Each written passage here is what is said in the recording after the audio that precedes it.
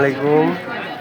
আজ শুক্রবার, মখারার হাট। আমার এই দেখেন ফল, অনেক ফল উঠছে কিন্তু লোক কম, মানুষ খুবই কম। আগে এই মখারার হাটে আইসি আমরা হারা গেছি, আব্বার সাথে আইসি, আব্বার লোকদের থাকছি।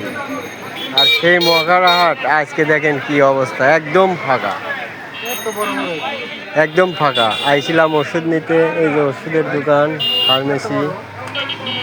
তো মখারা হাটে এখন আর লোক হয় না, এখন জায়গায় জায়গায় হাট, এই জন্য আর লোক হয় না।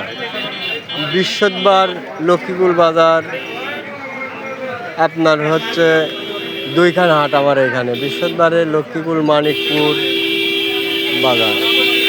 এই কারণে লোক সংখ্যা খুবই কম।